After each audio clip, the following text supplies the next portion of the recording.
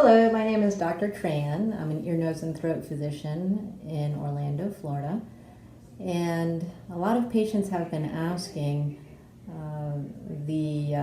about the issue of loss of smell and COVID-19 infection. Now we know that it is not uncommon to develop short-term loss of smell related to viral upper respiratory infections. In fact, if you look at the common cold or the flu, loss of smell is quite common temporarily. Permanent loss of smell after a viral infection normally only occurs in up to 1% of patients. So with COVID-19, it's been shown that loss of smell may be an early indicator of this viral infection. There's been a group of some patients who loss of smell was the only symptom that they had. They didn't have the other classic symptoms of fever, cough, or shortness of breath. These patients were interestingly a little bit younger as well. So there could be some of these patients walking around not knowing that this could be the first symptom of COVID-19 transmission.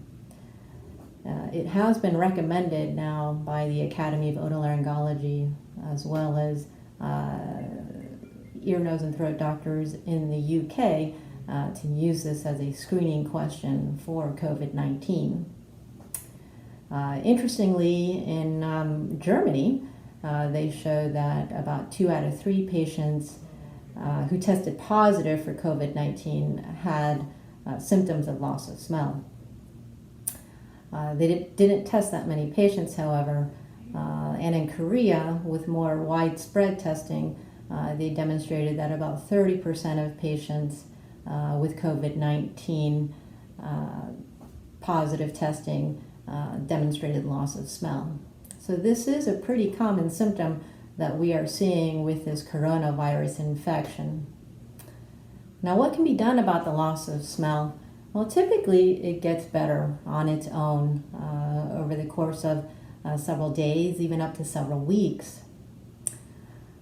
Sometimes, however, it may persist even after COVID-19 infection has improved.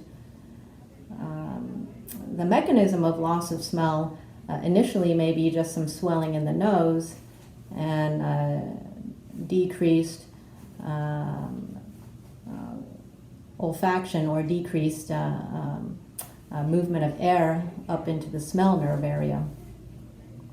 However, if smell loss persists, that tends to suggest that there may be actually some damage to the smell receptors or smell nerve, which live high up in the nose. And it's uncertain whether or not the smell receptors or smell nerve will regenerate. In most viral infections, some degree of smell will return in up to 2/3 of patients. It may not return completely back to normal, but it hopefully will return to a functional degree.